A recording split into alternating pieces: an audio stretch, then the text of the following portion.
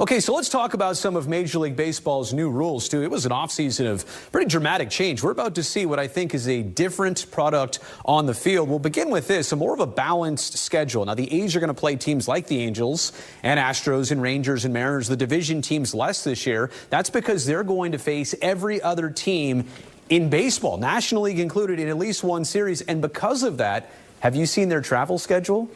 They've got to be the worst in the league. It's going to go up, I think, by about 10,000 miles, 8,000, 8,600. But last year, 42,000 plus air miles. It's 51,500 air miles this season. So that might take a toll over time. It could. I mean, you know, when it's going to affect you most are, you know, you leave the West Coast, you go to the East Coast, you lose 3 hours, right, and then you got to play a day game, right, for example, or, you know, when you're traveling East Coast all the way to the old West Miami Coast. to Oakland flight. Yeah, I mean, those are the real tough trips during the course of the year when you've got to go east, west, west, east, and you have to play, or you play a night game, which it does happen. Travel after that. Where you play a night game, and when you play that night game, and then you travel, and then all of a sudden you've got 3 hours that you don't get back, and you got to be at the ballpark. Those games are tough. There's also bigger bases on the field. They're calling them the pizza boxes. Like that's how big the bases are.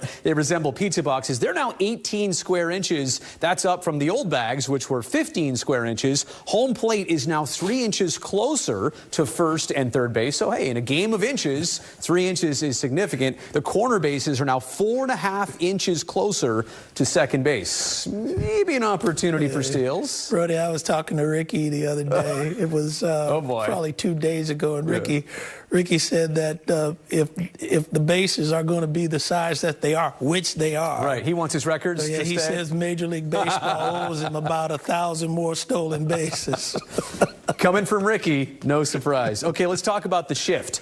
It is officially banned, and by that I mean that infielders need to play on the dirt. You can't have the shortstop on the right side of the infield. Look, you still can shade, right? You can have your shortstop play up the middle and your second baseman play up the middle, but you can't go dramatically one side of the field or the other. Now, you've said this offseason you wouldn't be surprised if the amount of hits doesn't actually change, even though if you look at batting averages on balls in play, that has actually gone up, especially with ground balls. See, I just believe that, you know, in that vacated spot, mostly for left-handed hitters last year, you had that shortstop spot that was open between shortstop and third base, and I mean drastically open between shortstop and third base. And so I believe those balls are now going to be balls that are caught, but I also think that there are going to be some balls that, for example, are going to be hits. And so you've got to give them credit for the balls that are going to be hit. And then the ball up the middle, like you saw that ball up the middle right there, teams are still shifting, and I saw this in spring training. Teams are still shifting dramatically up the middle, and they're still taking those hits away from the middle. So if you got athletic middle infielders, you got athletic second baseman and shortstop, those balls are still going to be taken away. There's also the hack. You can take your left fielder, put him as another infielder, like on the right side, but then you only have 2 outfielders. But again, there are some ways around this. But for the most part, you will not see the defensive shift anymore. Okay, the biggest one, though, is the pitch timer, a.k.a. the pitch clock, a.k.a. the game clock, the pace clock. Players have 30 seconds to resume between batters. Between pitches, pitchers have 15 seconds. If there's nobody on base, they've got 20 seconds. If there's a base runner on, obviously the pitcher must begin his delivery before the clock expires. Otherwise, there are penalties involved, including an automatic strike or an automatic ball, or sometimes to the end of a game. If it's literally strike 3, a game could be decided just like that. Oh, bro, let's hope that doesn't happen. It's happened in spring. Let's hope a game is not decided in that manner during the course of a baseball season. Do you know about this, too? The 8-second rule, you got to be, as the batter, ready to go by 8 seconds? I didn't know that. Yeah, you know, I was in spring training with the A's this year, and we talked about all of those variations and the things that can possibly happen.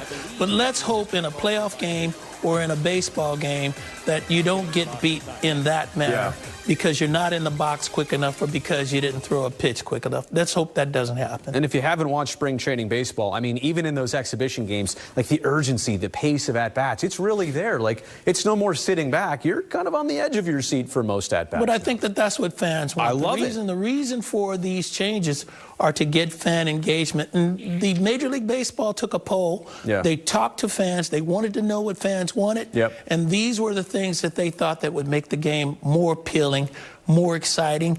And I'm telling you what, you're playing games in 30 minutes less. Yeah. I gotta love that. Let's move on to that, because what's the result of maybe some or all of these rules? A big one with the pitch timer is to get games down on time. And if you're looking at spring training alone from 2021 to 22 to 23, you're right, games are down with 26 minutes less per contest. Also, if you look at violations per game, right, between spring training and the minor leagues of last year, between week 1 and week 5, they really cut down on the violations. So players are understanding these rules. They're starting to hurry up the pace a little bit more. Also this, stolen base attempts were up 50% in this year's spring training alone. You think that continues in the regular season? Brody, all I got to say is that baseball is going back to what it used to be. No shifts. This is what the game was. No This is how looking the game over was 8 played. times. Yeah. This is how the game was played all along. Yeah. This is what was going on before all of these different rules came up, before all these changes were made. So all they're doing is reverting the wheel back to what it used to be. When I brought this up last year, I said, Stu, these are new rules. You looked at me and you said, huh, these are old school. That's it. And you're absolutely right. Absolutely. We're taking it back to the way that baseball used to be. Man, we got to get Ricky on here for him to tell you what is owed to him because of these bigger bases. Ricky heard that the bases are closer. Ricky's going to return to Major League Baseball.